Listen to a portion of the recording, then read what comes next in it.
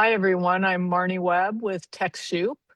We're going to give a moment for everybody to come into the room before we start today's TechSoup Talk with Giving Tuesday's CEO, Asha Curran.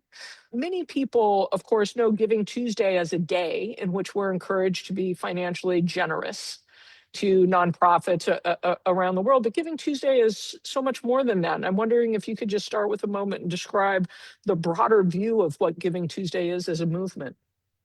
Yeah, Giving Tuesday did start as a day, so it's not wrong to understand it as a day, and it definitely still is a day. It has a day. We think of the day of Giving Tuesday as like a wedding anniversary, that it's a Yeah. big day that we come together and we celebrate, and it's very joyful and forward-looking and so forth, but that doesn't take away from the work that gets done every single day of the year. So our leaders, so we have leaders in 111 countries as of now, and Wow.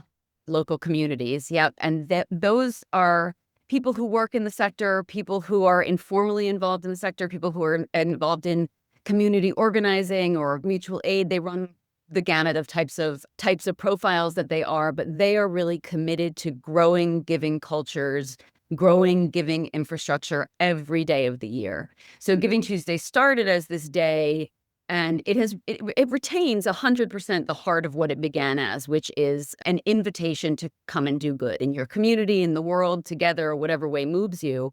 And as it's expanded beyond that, it also expanded beyond its initial premise of really being just about the nonprofit sector, and secondly, Hmm. being about the United States. So it was on Black Friday, Cyber Monday, Giving Tuesday.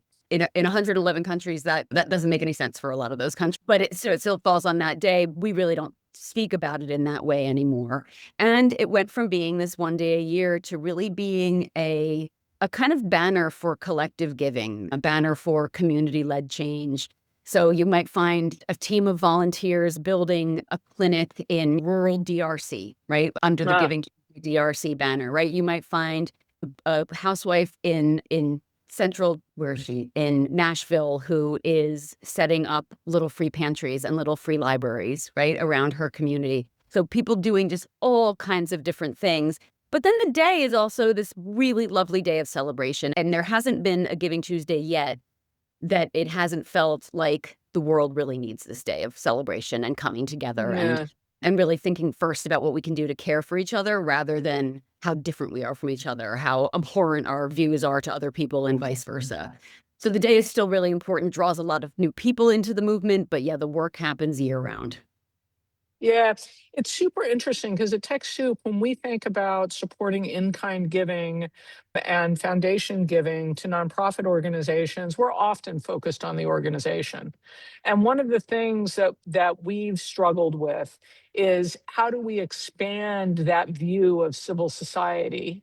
So we include people that come together for all kinds of reasons to demonstrate community will around an issue, whether that issue is making sure that young people in their community have a place to go after school, whether it's the medical clinic that they're coming together and building, or whether it's something that's memorialized in the legal structure of a nonprofit organization.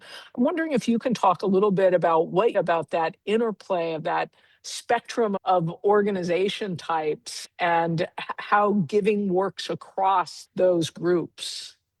Yeah, that's been a huge part of what we've tried to do, just like you're wrestling with at TechSoup.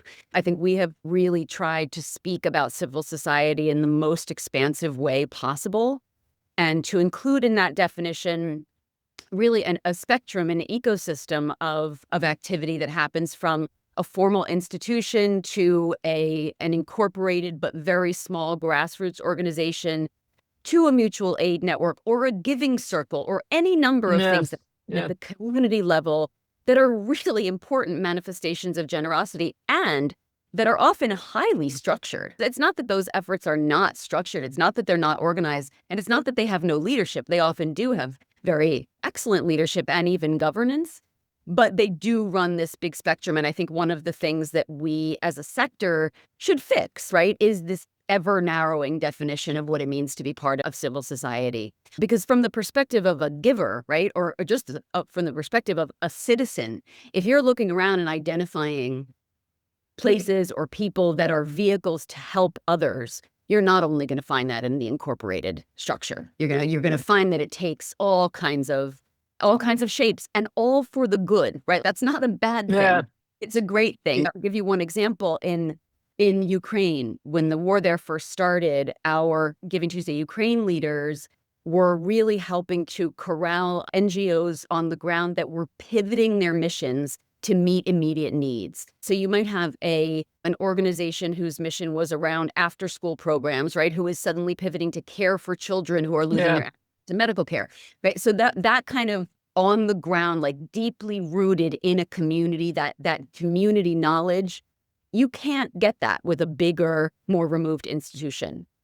Then there are things that a bigger institution or a major multinational nonprofit can bring to that story, right? Those trucks then roll across the border with massive amounts of aid, et cetera. Both of those things are needed, right? The first responders in an emergency are always right there inside a community.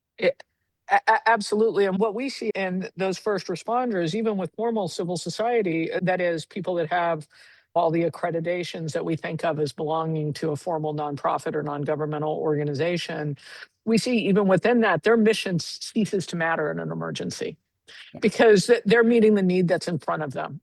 Because their mission is their community and the strength and resilience of their community. So whether Right. it's people coming down from fires into suburban Sacramento, the organizations that are there open their doors to provide support for them, or organizations in Poland and Moldova and Romania that were soccer clubs for youth, and they're suddenly supporting refugee families because Yeah. Russia's invasion of Ukraine. They didn't wake up that morning saying we're a refugee serving organization that responds to war, but that's who they were by the end of the day.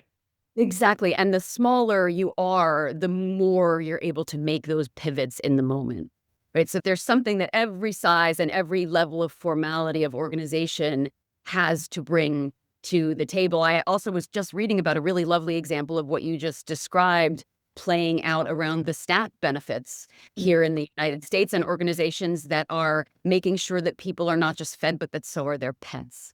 And that was something that just hadn't even crossed my mind. But that's the job of a community. And this is why I really favor the broadest possible definition of civil society, because when something happens to a community and the community closes ranks, right, and collectively comes together to help whatever that is, it's every level that's doing that. It's not just people within civil society either. It's neighbors, it's grandmothers, it's aunties, right? It's like, so yeah. So I think that broadening that definition is so important for all of us, whether we sit inside a structured organization or champion structured organizations or don't. It's still really important to just want to uplift that whole spectrum, that whole ecosystem.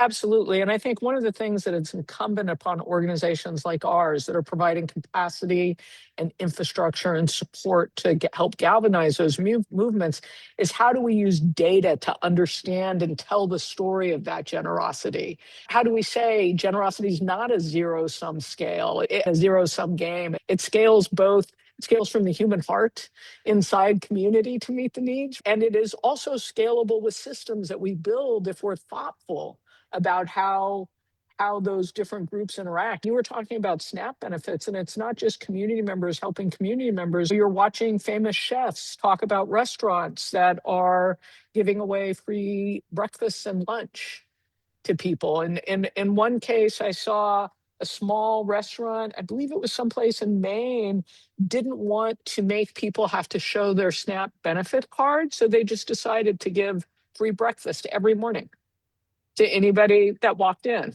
because they recognize that it could be humiliating for somebody to prove need in that circumstance. So we see this, and that's a business that's making a call. And I think that when we think about impact only happens because we write it in a report, PDF it, and send it to a funder, we're missing out on all these amazing opportunities to thrive that we're providing for one another inside our community. And I think looking at how we hold data that helps describe that, and I know that's a lot of the work that you all have been doing, is how do you describe the benefits of generosity?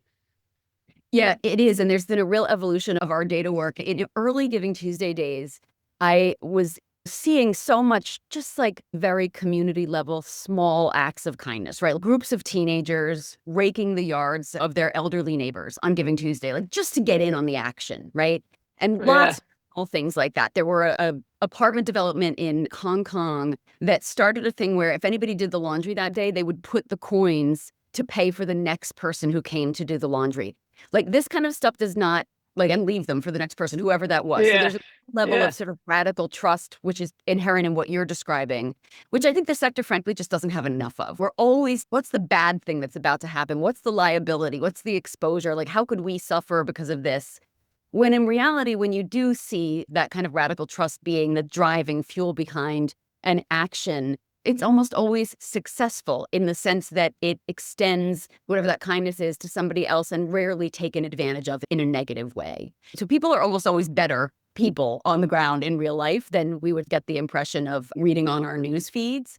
But anyway, so I was seeing these sort of amazing small acts of kindness. And then when I would turn to like the world or the philanthropy media or whatever it might be, it was as if none of that ever happened. It was like the only Yeah. thing that matters is people giving enormous sums of money, or even just saying that they might give a sum of money at some point, right? And getting like all this laudatory response for it. But where is all this other stuff showing up in the data? And the answer was, it really wasn't, right? Like it really wasn't showing up in the data. So we have tried to at least begin to map what we think of as the full landscape of generosity. What does it really look like? And why do we have this conception that it's finite? Why do we have this conception that we could use it all up? Or that if Mm. people give to something that is not a nonprofit, that somehow they also won't give to a nonprofit? But generosity, like love, is not finite, right? When we have Right. a child, we don't have only 50% of the love available to them that we did to the first child. And generosity is the same. In fact, it's quite the opposite. It's generative. So we're really trying to understand how that plays out in people's lives. And one of the tools that we use is an instrument called Giving Pulse, which is a weekly survey. Right now, unfortunately, it's only in the US, but funding dependent, we would really like to roll that out around the world. And it's asking people, what have you done in the past 7 days for other people? What along a huge spectrum of actions. And the news is just always really heartwarming, right? It's not always that somebody has donated to a nonprofit, but it's very clear that if somebody is likely to be active in their community in one way, they're also very likely to be active in another way. If somebody is likely to donate to crowdfunding, they are also likely to donate to a nonprofit structure, right? So they're simply finding different moments of engagement, and they're gonna give in whatever way feels right for that moment of engagement. And in one day that might be handing somebody a $5 bill on the street. It might be another way making a meal for a neighbor. In a different day, it might be donating to a nonprofit on a different day. But none of those things are depleting the of generosity that person has. And I think that we see that becoming even more true when we look at collective giving. That when people Mm. come, even if each person is doing a very small action, if they share a vision, if they share a larger goal, they are far more than the sum of their parts when they act Mm. together. And I think when we're talking about what we see at the community level, it is almost always collective because a community is a That collective. That's really interesting. I was just at an event hosted by the Gates Foundation, actually, in which they were talking about how do we influence they were talking about high net worth donors, right? So the people that are giving, we're talking about giving large sums of money. But there was somebody there that was talking about a study that had just been completed that which they said, oh, whenever you put people together in these circles and they're education circles, they're concerned with an issue, not only do they give more, but they stay engaged with the topic in a variety of ways. So they may give to nonprofits, but also political candidates that Yes, focus on those issues, or propositions that focus on those issues, and engage in other community activities that may be exactly. focused around those same issues, so that they're really saying, what are all the levers that we have to change the dynamic of healthcare in this community, or childcare in this Mhm. community? And they're not separating it out and saying that only happens because of a nonprofit. They're also saying it happens because of policy change and political will. And you're saying, yeah, or I hear you saying, yeah, but we also have to add this dimension that it happens because of generosity and ongoing exposure at smaller levels underneath it. And that, when you start to think about how you combine the momentum of young people that are raking leaves because they want to be engaged with policy changes that may make it possible for seniors to remain in their homes, right? Or nonprofits Yeah. that support that. And you start saying, how do we string this together so we change the dynamic of what it means to be a senior in this community and have independent living, that starts to get super exciting. But the idea of stitching that story together is hard. I know you're doing a lot to try and tell that story, but are there things that you see that if you could, wave a magic wand so that we could tell those kinds of stories of change and not be as limited to a sector? Is there something you would particularly call out there? I will I say mean, that I always get super geeky and start talking about data standards at this moment, but I won't do that to you. no, that's fine. No, you absolutely, and you find a lot of agreement from me. I think after everything that has happened in the past year and the fall of USAID and so forth, I think that those of us who are involved in this corner of the sector, which is to say giving, right? Giving as a corner of the nonprofit sector, like we're kind of the bastard stepchild in many ways of the sector, Yeah, right? Not a whole lot of attention. Like giving infrastructure is not very sexy. It's not yeah. always a fun thing to want to talk about. It certainly doesn't seem like the fun thing to want to fund all the time. But I think that what we're seeing now is the result of decades of negligence of funding giving infrastructure. Mm, That I do mean certainly data around giving, but I also mean culture of giving, right? To really infuse an idea that what it means to be a citizen, what it means to be civically engaged is not going to the polls every 4 years or every 2 years, but it is also in every single day how we care for our communities and how we care for one another. I think what we have been doing is trying to build big solutions to big global problems, right? Like the SDGs, let's say, without ever thinking about what foundation we're building that on top of. And I think mm, you build all kinds of things that look amazing on paper, right? As solutions to climate change, to gender-based violence, I could go on and on. If you do not have the foundation of thriving, connected, generous communities, you're building it on quicksand because there's nothing to then carry those solutions through to give that community resilience as they go through inevitable peaks and valleys of how those solutions get implemented. So it's like we built this beautiful house, but we forgot about the foundation, right? We forgot about that bottom floor, and that's us, right? That bottom yeah. floor is every human who's doing things to care for other human beings, whether through formal channels or not formal channels. But it has really been relegated to a side thought. Yeah, it's really interesting. One of the things that TechSoup, we serve like roughly 300,000 organizations, and they are civil society organizations in a more formal sense every 12 months, and 92% of them have budgets under $2 million US. So Yeah. and then they skew even harder to the left.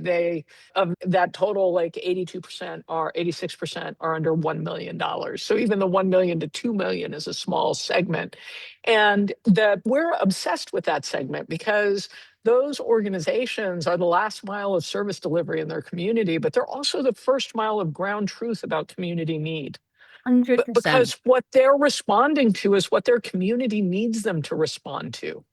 And the things they're doing off the side of their desk that they're figuring out how to do with funding from a formal institution, with the goodwill of their neighbors, with cash donations, with volunteerism, those are the things that represent community need that's not getting captured anyplace else. And Exactly. without the recognition of those things, how do we really set up a society where we're giving people opportunities to thrive?